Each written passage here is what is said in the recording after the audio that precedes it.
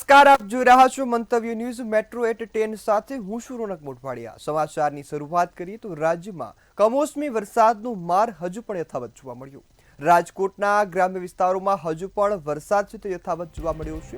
રાજકોટના જસદણ ગ્રામ્ય વિસ્તારમાં કમોસમી વરસાદ ખાબક્યો છે।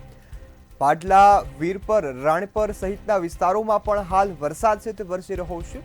બોધરાવદર સહિતના ગામોમાં ધીમી ધારે કમોસમી વરસાદનું આગમન થતું જોવા મળ્યું। હાલ વરસાદ વરસતા જે બસેલો મગફળીનો પાક છે તે પણ નિષ્ફળ જાય તેવી ભીતિ ખેડૂતોને સવાઈ રહી છે। પાટલા, વીરપર, રાણીપર સહિતના ગામોમાં હાલ કમોસમી વરસાદનું આગમન થયું છે, જેના કારણે ખેડૂતોની ચિંતામાં વધારો થયો છે। હજુ પણ કમોસમી વરસાદનો માર ગુજરાતમાં યથાવત જોવા મળ્યો છે। રાજકોટના જસદણના ગ્રામ્ય વિસ્તારોમાં કમોસમી વરસાદનું આગમન થયું। કમોસમી વરસાદનું આગમન થતા મગફળીનો જે પાક બચી ગયો છે તેને પણ ભારે નુકસાન થાય તેવી ભીતિ અત્યારે ખેડૂતોને સેવાઈ રહી છે। તો સરકાર એક તરફ સહાયની માંગ કરી છે, ત્યારે સરકાર પાસે આ સહાયની માંગ વચ્ચે હજુ પણ વરસાદ ખેડૂતોનો પીછો નથી છોડતો।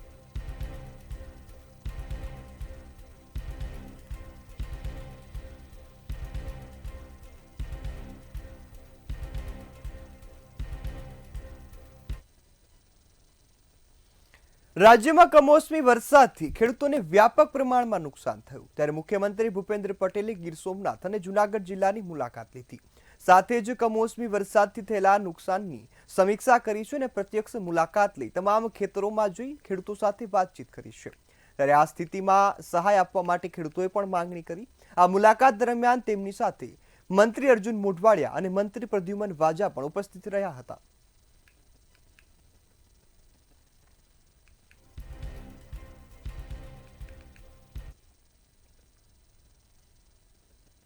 Institute of chartered accountants of ઇન્ડિયાએ સપ્ટેમ્બર સત્રની ફાઉન્ડેશન, ઇન્ટરમીડિયેટ અને ફાઇનલ પરીક્ષાઓના પરિણામ જાહેર કર્યા છે।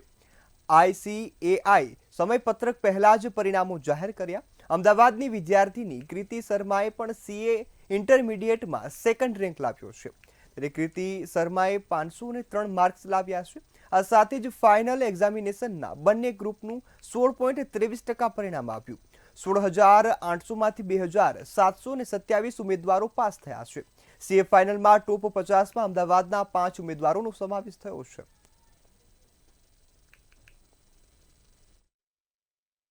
एंड मुझे सेकेंड रैंक आया सी इंटरमीडिएट में with 503 marks and even the first rank रह चुका है। स्टिल मेरे को लगता है कि द ओनली फॉल्ट इज़ कि लॉ में मैंने इतनी ज़्यादा शायद से या तो मेहनत नहीं की या तो फिर जो एग्ज़ाम था वो मेरे लिए पर्टिकुलरली लॉ ज़्यादा हार्ड आया था। एंड मैंने ये इंश्योर किया कि डेली 8 to 10 आवर्स तो पढ़ना ही है विदाउट डिफ़ॉल्ट। एंड कुछ भी हो जाए एक पैटर्न के साथ में पढ़ाई करनी है कि डेली 2 सब्जेक्ट्स जैसे मैंने पढ़े। एंड ऐसा इंश्योर किया कि वीक में से मिनिमम 3 बार टेस्ट देना है। जो भी कोचिंग ने प्रीलिम्स रखे वो सारे टेस्ट दिए, फुल कोर्स दिया, चैप्टर वाइज एग्जाम्स दिए। સપ્ટેમ્બર 2025 માં જે CAની પરીક્ષા લેવાઈ હતી, ફાઉન્ડેશન, ઇન્ટર અને ફાઇનલ, એનું ત્રણેયનું એક સાથે રિઝલ્ટ એક સાથ આજે ઘોષિત કરવામાં આવ્યું છે। ફર્સ્ટ ઓફ ઓલ ઇન્સ્ટિટ્યૂટને અને અમારા સેન્ટ્રલ કાઉન્સિલ મેમ્બરને ખૂબ ખૂબ અભિનંદન। એમનું જે હાર્ડવર્ક અને જે છે જે પહેલાં રિઝલ્ટ ત્રણેયનું અલગ અલગ લેવલે અનાઉન્સ થતું હતું, ત્રણેયનું રિઝલ્ટ એક સાથે અનાઉન્સ થયું છે અને ટૂંક ગાળામાં અનાઉન્સ થયું છે। એના માટે સેન્ટ્રલ કાઉન્સિલ આખી ટીમને ખૂબ ખૂબ અભિનંદન અમદાવાદ બ્રાન્ચ છે। અને હવે રિઝલ્ટની આપણે વાત કરવા જઈએ તો અમદાવાદ સેન્ટરનું રિઝલ્ટ ઓલ ઓવર ઇન્ડિયા કરતાં રિઝલ્ટની સરખામણીમાં વધારે સારું આવ્યું છે। પહેલી વાર ત્રણેયના એક જ સાથે ડિક્લેર કર્યા છે। આ વખતે ફાઉન્ડેશનમાં રેન્ક પણ આપવામાં આવી છે। ઓવરઓલ રિઝલ્ટની વાત કરીએ તો આ વખતે આ અટેમ્પમાં 11,466 CA થયા છે। એટલે ઓન એન એવરેજ જ્યારે 2 પરીક્ષા થતી હતી તો 12,000, 12,500, 13,000 થતા, પણ આ વખતે એક અટેમ્પ વધવાના લીધે કદાચ 12,000 CA વધારે થશે। આ અટેમ્પમાં 11,466 CA થયા છે ને ફાઇનલનું ઓવરઓલ રિઝલ્ટ 16.23% છે। રાજકોટ સહિત સૌરાષ્ટ્રભરમાં છેલ્લા એક સપ્તાહ જેટલા સમયથી મિશ્ર ઋતુ જોવા મળી રહી છે। સવારે ઠંડી, બપોરે તાપ અને સાંજે વરસાદને લઈ રોગચાળો પણ વકર્યો છે। ત્યારે સિવિલ હોસ્પિટલમાં OPD વિભાગમાં દર્દીઓની કતારો જોવા મળી છે। ત્યારે દવા લેવા માટે પણ દર્દીઓ લાઈનોમાં ઊભા રહેતા જોવા મળ્યા। છેલ્લા એક સપ્તાહમાં રાજકોટ મહાનગરપાલિકાના આરોગ્ય કેન્દ્રમાં શરદી ઉધરસના 804 કેસ નોંધાયા। સામાન્ય તાવના 730 જેટલા કેસ નોંધાયા છે।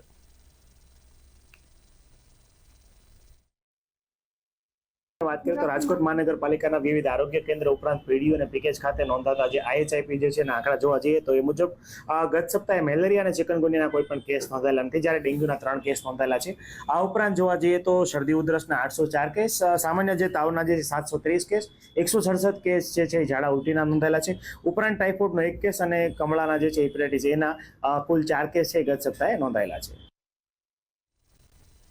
કમોસમી વરસાદના કારણે ગુજરાતના ખેડૂતોનો તમામ પાક નિષ્ફળ ગયો અને ખેડૂતો પાયમાલ થઈ ગયા છે. ત્યારે આજે ખેડૂત પાસે પોતાના સંતાનને ભણાવવા માટે ફીના પણ પૈસા નથી રહ્યા. પોતાના ખેતરમાંથી જે પાક ઉપજ આવે તેના કારણે તેઓ વિદ્યાર્થીઓ અને પોતાના બાળકોને ભણાવવાના હતા, તેમાંથી પોતાના આખા ઘરનો ખર્ચ કાઢવાના હતા. જ્યારે આ પાક નિષ્ફળ જતા વિદ્યાર્થી નેતા તરીકે સરકાર પાસે મદદ માંગવામાં આવી છે.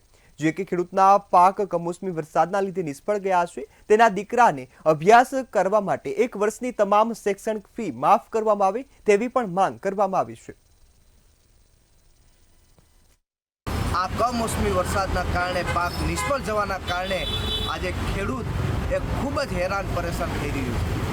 એક વિદ્યાર્થી સંગઠન તરીકે આજે અમે સરકારને એક માંગ કરીએ છીએ કે જે આ ખેડૂતોનો પાક નિષ્ફળ ગયો છે, ખેડૂતો પાયમાલ થયા છે, એ ખેડૂતોના દીકરા દીકરીઓની 1 વર્ષની ફી એ સ્કોલરશિપ પેટે સરકાર ચૂકવે, જેનાથી આ ખેડૂતને થોડી ઘણી પણ એક રાહત મળે એવી એક માંગ છે. અમદાવાદના નારોલ સલકર પાસે પીએસઆઈ નશાની હાલતમાં હોવાનું સામે આવ્યું. સમગ્ર મામલે હાલ પોલીસે ગુનો નોંધી વધુ કાર્યવાહી હાથ ધરી છે. પોલીસે જયેન્દ્રસિંહ વીરપુરા નામના પીએસઆઈની ધરપકડ પણ કરી છે. તપાસ દરમિયાન પીએસઆઈ નશામાં મળી આવતા કાર્યવાહીનો દોર હવે શરૂ કરવામાં આવ્યો છે.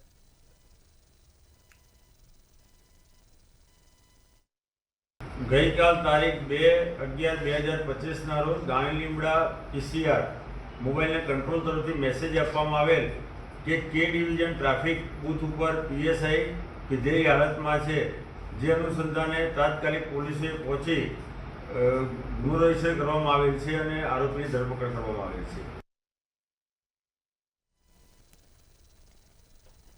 સુરત જિલ્લાના કોસંબા નજીક એક ચકચારી ઘટના પ્રકાશમાં આવી, જ્યાં હાઈવે કિનારેથી એક ટ્રોલી બેગમાંથી અજાણી મહિલાનો મૃતદેહ મળ્યો છે. આ મૃતદેહ મળતા હાહાકાર મચી ગયો છે. મૃતક મહિલાની નિર્મમ હત્યા કરવામાં આવી. હત્યારાએ મહિલાના પગ બાંધી 2 ફૂટની નાની ટ્રોલી બેગમાં તેને બેવડી વાળી અને મૃતદેહ ભરી દીધો. પોલીસે મહિલાની ઓળખ અને હત્યારા સુધી પહોંચવા માટે તપાસ હાથ ધરી છે.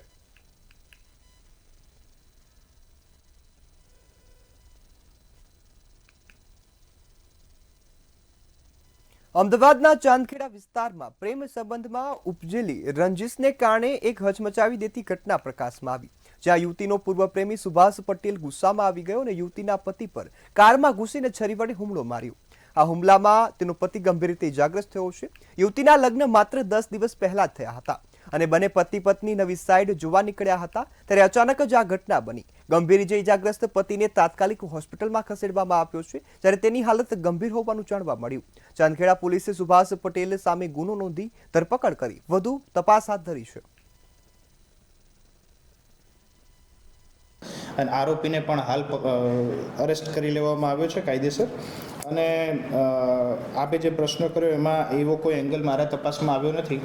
ફરિયાદીનું કહેવું એમ છે કે જે તે જગ્યાએ અમે સાથે ફ્લેટ બુક કરેલો હતો અને ફ્લેટ માટે થઈને બિલ્ડરે અમને બોલાવેલા હતા અને ત્યાં ગયા. ત્યાં અમારી વચ્ચે વાતચીત થઈ હતી અને વાતચીતમાં અનુસંધાને અમે બોલાચાલી થઈ અને પછી આ વ્યક્તિ જે આરોપી છે, જેનું નામ છે સુભાષભાઈ ભૈલાલભાઈ પટેલ, એણે આ જે યુવતી છે અને એના પતિ બંનેની ઉપર હુમલો કર્યો હતો. ગુજરાત સાયબર ક્રાઇમ દ્વારા મોટી કાર્યવાહી કરવામાં આવી. 190 કરોડથી વધુના સાયબર ઠગનો જે પર્દાફાશ કરવામાં આવ્યો છે. બેંક એકાઉન્ટ ખોલાવી અને ઠગાઈના નાણાંનો ખાતામાં ઉપયોગ કરવામાં આવતો હતો. ઠગાઈના નાણાં ક્રિપ્ટો અને રોકડ રકમ રૂપે દુબઈ મોકલવામાં આવતા હતા. તપાસમાં મોરબી સાવરકુંડલાના એકાઉન્ટ ધ્યાને આવ્યા હતા. આ સાથે જ પોલીસે એકાઉન્ટ ધારકોની પણ તપાસ કરી અને 200 કરોડ રૂપિયાની ફરિયાદ પણ નોંધી છે.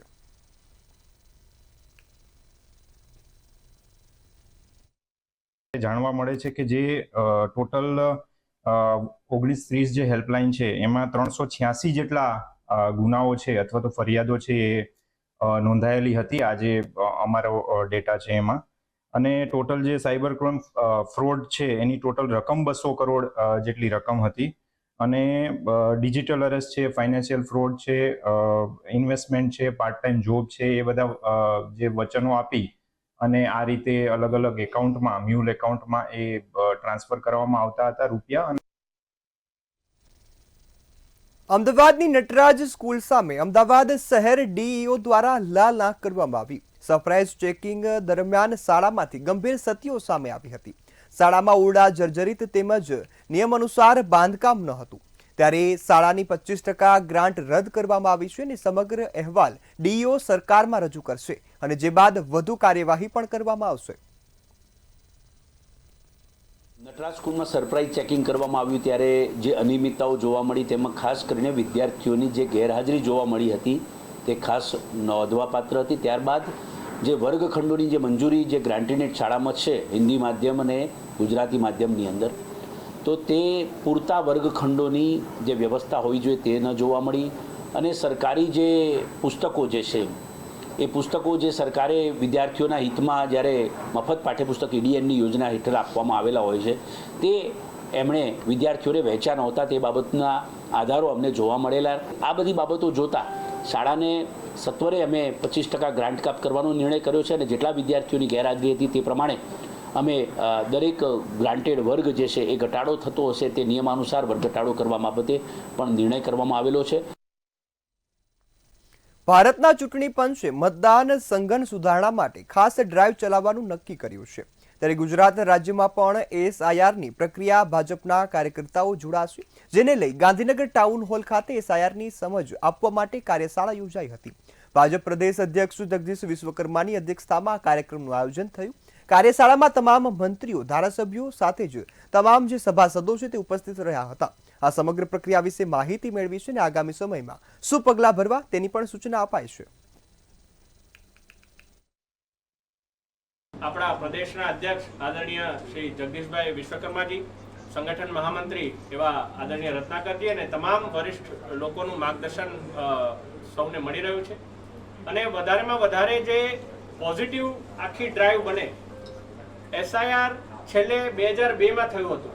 2 દશક બાદ જ્યારે આ ડ્રાઈવ થઈ રહી છે ત્યારે ખૂબ જ અગત્યની આ ડ્રાઈવની અંદર બૂથ લેવલ સુધીનો અમારો કાર્યકર્તા પણ જોડાય અને જે કોઈ પણ ચૂંટણી પંચને નીતિગત જે કોઈ પણ ધારાધોરણો હોય એ પ્રકારે એમને સપોર્ટ કરે અને કોઈ પણ સાચો મતદાર આ યાદીમાંથી છૂટી ના જાય એ માટેનો એક સકારાત્મક પ્રયત્ન કરે એ બાબતનું માર્ગદર્શન આજે સૌને મળ્યું છે. ગુજરાતની શાળાઓ માટે ફાયર સેફટી ખર્ચમાં રાહત આપવા માટે રાજ્ય સરકાર દ્વારા શાળા મંચાલકને અગ્નિની શામક સેવાઓના નિયમનપત્રને લખી રજૂઆત કરી છે. ત્યારે સુપ્રીમ કોર્ટે 15 મીટરથી નીચી શાળાઓ માટે ખર્ચાળ ફાયર સેફટી જરૂરી નથી તેવું કહ્યું. આ ફેરફારથી નાની શાળાઓ 13 થી 15 લાખના ખર્ચમાંથી બચી શકે છે અને યોગ્ય સલામતી સાધનો ઓછા ખર્ચે જ ઉપલબ્ધ થઈ શકે છે. જ્યારે સુપ્રીમ કોર્ટ અને ભારતના બાંધકામના નિયમોની જોગવાઈઓને ધ્યાને રાખીને જજમેન્ટ આપતું હોય ત્યારે સ્વાભાવિક છે કે બધાને લાગુ પડે. તો એ સંજોગોમાં નિયામકશ્રી અગ્નિશામક સેવા ગાંધીનગર ગુજરાતને અમે પત્ર દ્વારા જાણ કરી છે કે આ સુપ્રીમ કોર્ટનો જે ચુકાદો છે તેનો આપ અમલ કરવા માગો છો કે કેમ, અને અમલ કરવા માગતા હોય તો તાત્કાલિક ગુજરાતના જે અગ્નિશામકના નિયમો છે એના ફેરફાર કરો અને ફેરફાર કરીને રાજ્યની શૈક્ષણિક સંસ્થાઓને આમાંથી મુક્તિ આપો. કેન્દ્રીય રેલ મંત્રી અશ્વિની વૈષ્ણવે અમદાવાદ રેલવે સ્ટેશનની મુલાકાત લીધી છે અને પુનઃવિકાસ કામોની અને હાઈસ્પીડ રેલ બુલેટ ટ્રેન પ્રોજેક્ટની સમીક્ષા કરી. તેમણે જણાવ્યું કે દેશભરમાં 1300થી વધુ સ્ટેશનોના આધુનિકરણનું કાર્ય ચાલી રહ્યું છે, જેમાં અમદાવાદ સ્ટેશન એક મુખ્ય કેન્દ્ર છે. અહીં 16 માળની આધુનિક બિલ્ડિંગ, 3 નવા પ્લેટફોર્મ અને એલિવેટર રોડનું નિર્માણ થઈ રહ્યું છે. બુલેટ ટ્રેન સ્ટેશન અને મુખ્ય સ્ટેશનને એકીકૃત રૂપે વિકસાવવામાં આવી રહ્યા છે. વૈષ્ણવે વધુમાં જણાવ્યું કે વટવામાં મેગા ટર્મિનલ વિકસાવવામાં આવશે, જેનાથી 45 વધારાની ટ્રેનો પણ ચલાવી શકાશે.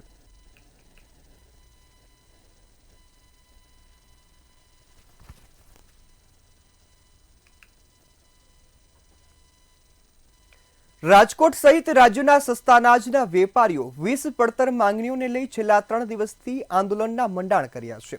ત્યારે હડતાલના પગલે રાજકોટના 3.5 લાખ સહિત રાજ્યના 75 લાખથી વધુ પરિવાર રેશનિંગના જથ્થાથી વંચિત રહ્યા છે। ફેર પ્રાઇસ શોપ એસોસિએશનના સભ્યએ કહ્યું છે કે ગુજરાત સરકારના પુરવઠા મંત્રી અને સંબંધિત અધિકારીઓ સમક્ષ અમારી 20 મુદ્દા બાબતે વારંવાર રજૂઆત કરાઈ છે। જ્યાં સુધી અમારી માંગણીઓ નહીં સ્વીકારવામાં આવે ત્યાં સુધી અમે હડતાલ સમેટશું નહીં।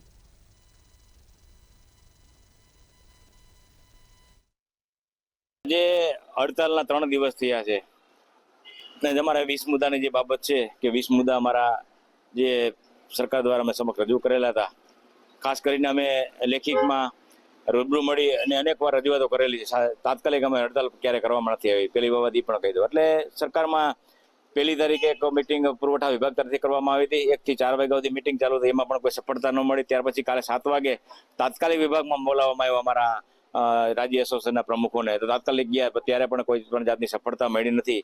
તો ક્યાંક ને ક્યાંક સરકારશ્રી આ બાબતમાં યોગ્ય કરે એવી મારી વિનંતી ખાસ કરીને। રાજકોટ ખાતે સોશિયલ મીડિયામાં મિત્ર બનવું સગીરાને ભારે પડ્યું છે। સોશિયલ મીડિયામાંથી ફ્રેન્ડ બનેલી સમીનાએ સગીરાનો અન્ય યુવક સાથે સંપર્ક કરાવ્યો। મોરબીમાં રહેતી યુવતીની મદદથી 13 વર્ષીય સગીરા ઉપર દુષ્કર્મ ગુજારવામાં આવ્યું હતું। સગીરા જ્યારે મોરબી સમીનાના ઘરે ગઈ હતી ત્યારે તેના ભાઈએ પણ અડપલા કર્યા। સમગ્ર મામલે સમીના સહિત 4 આરોપીઓની ધરપકડ કરવામાં આવી છે। પોલીસે હવે આ મામલે વધુ તપાસ હાથ ધરી છે। ભક્તિનગર પોલીસ સ્ટેશન ખાતે તારીખ 2/11/25ના રોજ એક ફરિયાદ દાખલ થયેલી છે, જેમાં ફરિયાદીએ પોતાની દીકરી જેની ઉંમર 13 વર્ષ 7 મહિનાની છે તેની સાથે તેની એક ઇન્સ્ટાગ્રામથી મિત્ર થયેલી સમીનાબેન છે તેની સાથે મિત્રતા થયેલી। મિત્રતાના આધારે સમીનાબેન તેના બોયફ્રેન્ડ ફેજાન છે, ફેજાન સાથે મળી અને એમને એક સતીશ વિજયભાઈ ગોહિલની એમને ઓળખાણ કરાવેલી પછી તેની સાથે મોકલી, જેથી આ સતીશ જે છે એને અટલ સરોવર પાસે લઈ ગયેલો અને તેની સાથે કંઈક દુષ્કર્મ આચરેલું। તો આ તરફ ભુજમાં 2 યુવાનોને તાલિબાની સજા આપવામાં હોવાની ઘટના સામે આવી। સ્થાનિકોએ રોમિયોગીરીની શંકાને લઈ યુવાનોના માથાનું મુંડન કર્યું હતું। અર્ધ મૂછો કાપીને ગુદાના ભાગે મરચાનું પાવડર નાખી નિર્દયતાથી માર માર્યો। યુવકોને તાલિબાની સજા આપવાનો વિડીયો સોશિયલ મીડિયા પર વાયરલ થતા આ સમગ્ર મામલો પ્રકાશમાં આવ્યો। આ મામલો પ્રકાશમાં આવતા પંથકમાં ચકચાર મચી જવા પામ્યો છે।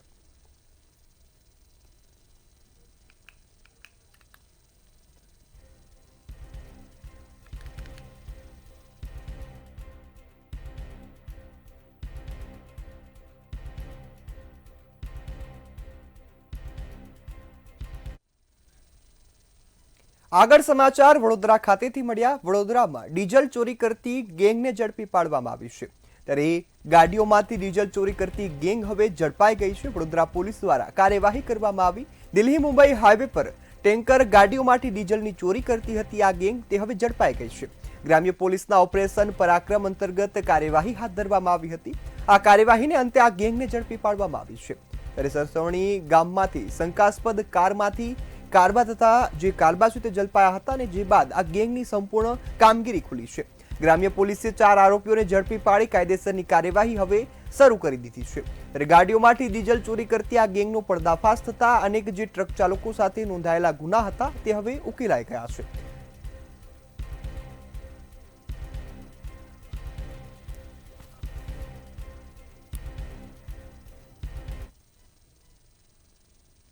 આગળ સમાચારમાં વાત કરીએ તો મહત્વના સમાચાર વડોદરા ખાતેથી મળ્યા છે। વડોદરામાં હવે ક્રિકેટ રસિકો માટે મહત્વના સમાચાર સામે આવ્યા। ગોત્રી વિસ્તારમાં અત્યાધુનિક ક્રિકેટ ગ્રાઉન્ડ છે તે બનવા જઈ રહ્યું છે। ગ્રાઉન્ડના નિર્માણનું કામ હવે ટૂંક સમયમાં જ શરૂ થશે તેવું મહાનગરપાલિકા દ્વારા જણાવવામાં આવ્યું છે। યુવાન ક્રિકેટરોને શ્રેષ્ઠ તાલીમ મળે તે માટે આ ખાસ જે આયોજન છે તે કરવામાં આવ્યું છે। ત્યારે 41,707 ચોરસ મીટર વિસ્તારમાં આ ગ્રાઉન્ડનું નિર્માણ કરવાનું છે। ગ્રાઉન્ડમાં મુખ્ય તથા પ્રેક્ટિસ પિચની પણ સુવિધા રહેશે। આ સાથે જો આ જે ગ્રાઉન્ડ છે તે હવે ક્રિકેટ રસિકો માટે એક અત્યાધુનિક સુવિધા ઊભી કરવાનું છે। અદ્યતન પેવેલિયન લો લેવલ સ્ટેન્ડ પણ બનવાના છે। સાથે જ ક્રિકેટની પ્રેક્ટિસ કરતા તમામ જે ખેલાડીઓ છે તેમના માટે ખાસ આયોજન થયું છે। રાત્રિ મેચ માટે પણ ખાસ લાઇટિંગનું પણ આયોજન કરાયું છે।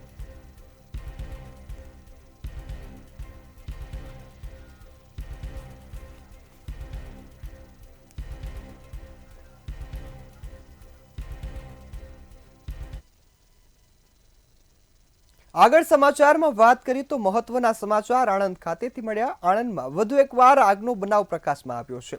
તો આ મહત્વના સમાચાર આણંદ ખાતેથી મળ્યા છે કે જ્યાં લાંભવેલ ખાતે ભીષણ આગ લાગ્યાની ઘટના પ્રકાશમાં આવી છે।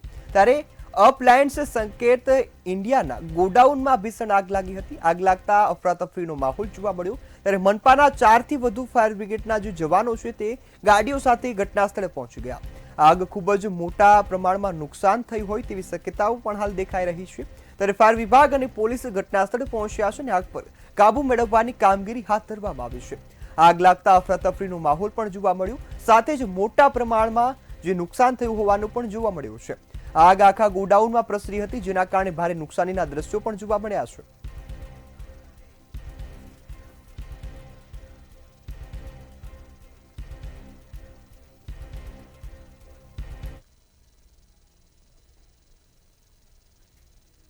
આગળ સમાચાર નવસારી ખાતેથી મળ્યા। નવસારીના ચીખલીમાં આંખલાઓનો આતંક યથાવત જોવા મળ્યો છે।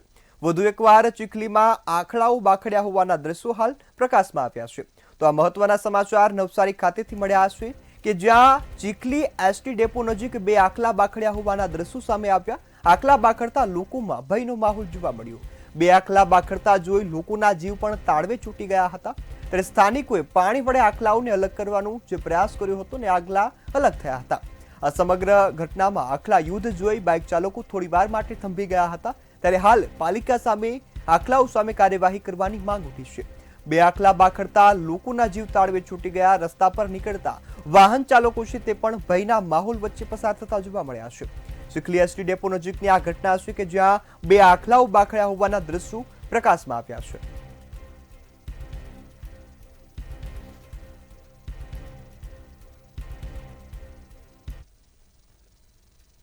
સુરતમાં કામદારોના પડતર પ્રશ્નોને લઈ વિરોધ પ્રદર્શન કરવામાં આવ્યું હતું। આગામી 10મી નવેમ્બરે અમદાવાદ ભારતીય મજૂર સંઘ દ્વારા આક્રોશ રેલીનું પણ આયોજન કરવામાં આવ્યું છે।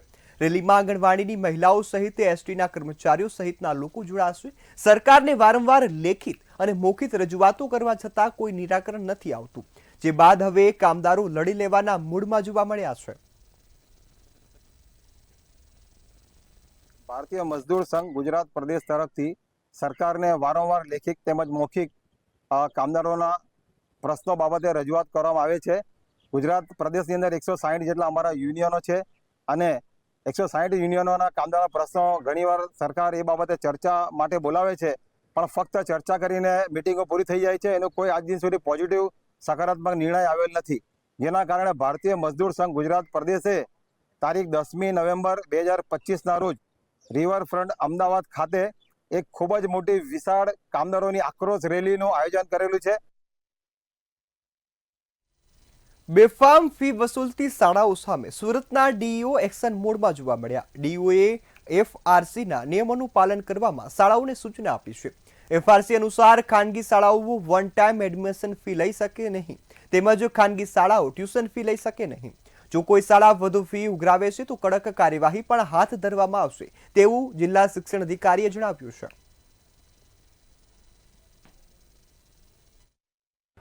સુપ્રીમ કોર્ટમાં એસએલપી જે દાખલ કરવામાં આવી હતી એ અનુસંધાનમાં તેનો વચગાળાનો જે રિપોર્ટ આવ્યો છે, વચગાળાનો જે આદેશ આવ્યો છે એને ધ્યાનમાં રાખી તમામ શાળાઓને તાકીદ કરવામાં આવી છે કે એફઆરસી દ્વારા જે ફી નક્કી કરવામાં આવી છે એ ફી સિવાય ઉપરાંત વધારાની પ્રવેશ ફી, સત્ર ફી અથવા તો ટ્યુશન ફી કોઈપણ પ્રકારની કોઈ શાળા લઈ શકશે નહીં। જો શાળા આ બાબતની ફી લેતી હશે, ધ્યાનમાં આવશે તો શાળાની વિરુદ્ધમાં કડકમાં કડક કાર્યવાહી કરવામાં આવશે। સુરતના ઉમરપાડા દેવઘાટ ધોધમાં એક યુવક ડૂબ્યો હોવાની ઘટના પ્રકાશમાં આવી। 42 વર્ષીય વ્યક્તિ મિત્રો સાથે ફરવા આવ્યો હતો, ત્યારે યુવક ઊંડા પાણીમાં ડૂબી જતા હોવાનો વિડીયો સામે આવ્યો છે। ઉમરપાડા પોલીસે હાલ આ મામલે વધુ તપાસ હાથ ધરી છે।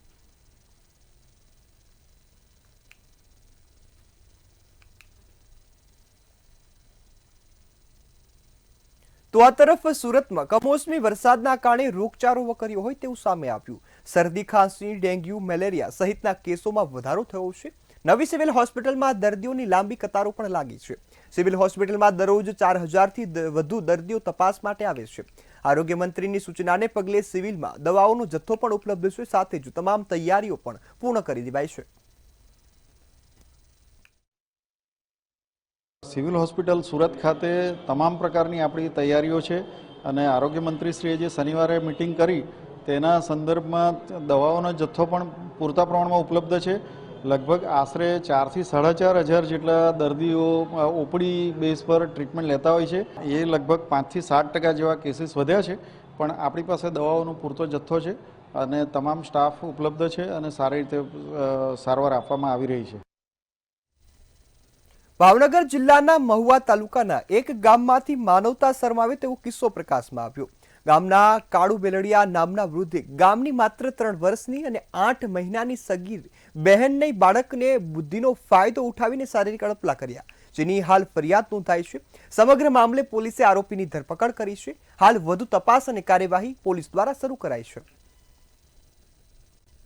કે દીકરી જ્યારે બાલ્કનીમાં રમતી હોય છે ત્યારે તેમના જ ગામના એક દાદા છે જે આ કામના આરોપી છે, કાળુભા મંગાભા બેરડિયા, તેઓ તેના ઘરે આવે છે અને આ દીકરીને લલચાવી ફોસલાવી અને તેમના ગામમાં આવેલ એક દુકાનની પાછળ લઈ જઈ તેની સાથે શારીરિક અડપલા કરે છે. અને આ સમગ્ર બનાવમાં જે દીકરી છે ગભરાઈ જાય છે અને ભાગીને ઘરે આવે છે અને આ સમગ્ર બનાવની જાણ આ કામના ફરિયાદી એટલે કે તેના પિતાશ્રીને કરે છે. જે બાબતે તેમના પિતાશ્રી દ્વારા તમામ જે ઘરના પરિવારના અન્ય મેમ્બર્સ છે તેમને આ બનાવ અંગે જાણ કરવામાં આવે છે, જેમાં તેમને જાણવા મળે છે કે આ જે દીકરી છે તેનાથી તેની મોટી દીકરી જેની ઉંમર 8 વર્ષ છે તેની સાથે પણ આ જ આરોપીએ અગાઉ એક મહિના પહેલા આ બાબતે શારીરિક અડપલા કરેલ. જે સમગ્ર બનાવમાં જે તે સમયે તે જે એમની દીકરી છે તે ડરી ગયેલ હોય, જેથી જાણ પરિવારને ન કરેલ હોય અને આજે આ બનાવની જાણ પરિવારને કરતા ફરિયાદીશ્રી દ્વારા સમગ્ર બનાવની જાણ પોલીસ સ્ટેશનને કરવામાં આવે છે. હાલ સમાચારમાં આટલું જ. વધુ સમાચારોની અપડેટ માટે જોતા રહો મંતવ્ય ન્યૂઝ. નમસ્કાર.